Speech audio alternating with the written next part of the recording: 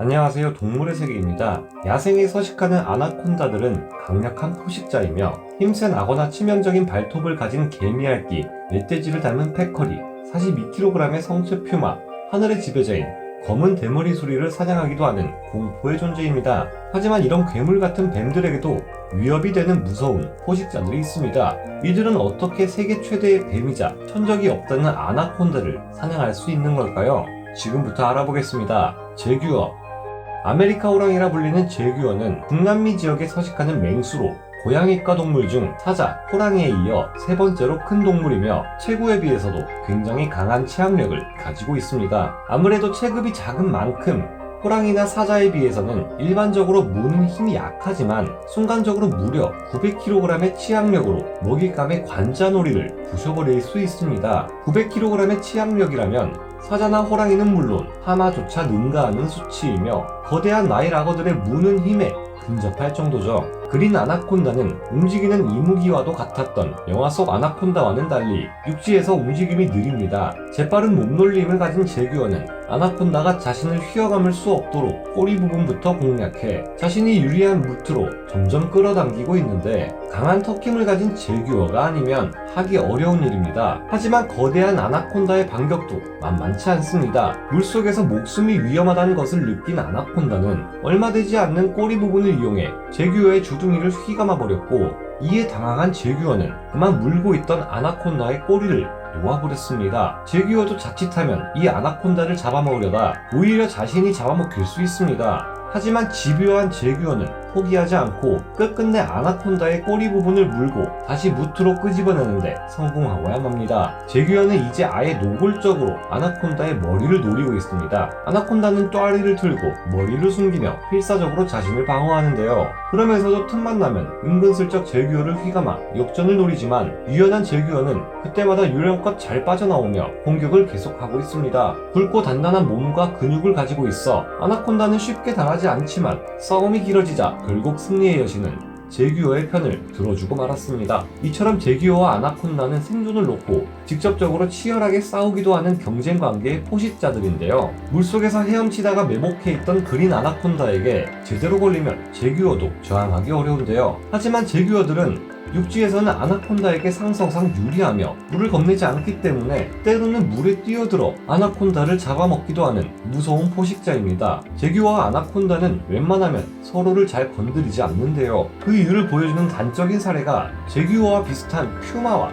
4.2m 크기의 아나콘다의 싸움입니다. 이 싸움에서는 아나콘다가 승리해 퓨마를 잡아먹었지만 자신 또한 여기저기 크고 작은 상처를 많이 입었습니다. 이 아나콘다는 생포된 당시 이미 죽어가던 중이었는데 이유는 기생충에 감염되고 내장이 심각하게 손상되었기 때문이라고 하는데요. 제규어의 식단에서도 아나콘다가 차지하는 비율은 극히 낮은데 그 이유는 만약에 사냥에 성공한다 해도 자신 또한 여기저기 뼈가 골절된다거나 하는 부상을 입을 수 있기 때문이 아닐까 생각해봅니다. 검정카이만.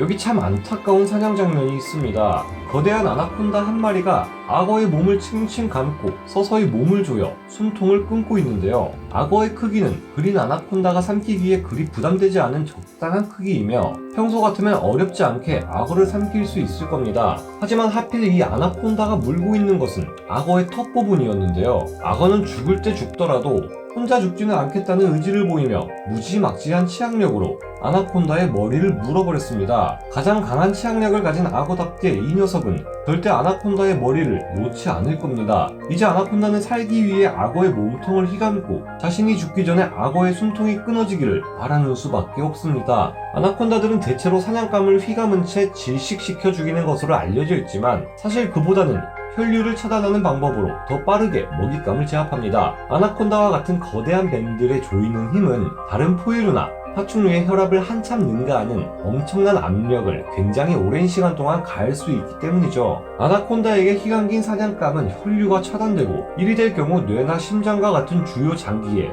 혈액이 공급되지 않아 심장마비를 일으키거나 뇌빈혈성 실신이 생기게 됩니다. 조이는 힘을 더 크게 가할 경우 신기하게도 이번엔 정반대의 상황이 일어납니다. 이렇게 하면 먹잇감의 머리 쪽으로 피가 강하게 쏠리는데 이를 보고 레드아웃 현상이라 부릅니다. 보통 전투기 조종사들이 전투기를 조종할 때 이 같은 현상이 일어나기도 하죠. 전투기의 기수를 아래로 숙이게 되면 머리 위쪽으로 강한 원심력이 작용해 머리 쪽으로 피가 급격히 쏠리는데요. 이때 안구에 피가 너무 많이 쏠려서 사물이 빨갛게 보인다고 해서 레드아웃 현상이라 부릅니다. 무서운 점은 아나콘다에게 공격당해 이런 일이 발생하면 뇌출혈이 일어나고 신경세포가 손상되어 저항할 수 없게 된다는 점입니다. 덩치 큰 아나콘다의 경우 사냥감의 척추를 탈구시켜버릴 정도로 강한 힘을 낼 수 있다는 것인데요. 그런 만큼 운이 좋다면 이 아나콘다는 악어를 빨리 제압하고 살아남을 수 있을 것입니다. 하지만 안타깝게도 그런 기적은 일어나지 않았는데요. 결국 악어는 죽을 때까지 아나콘다의 머리를 문채 놓지 않았고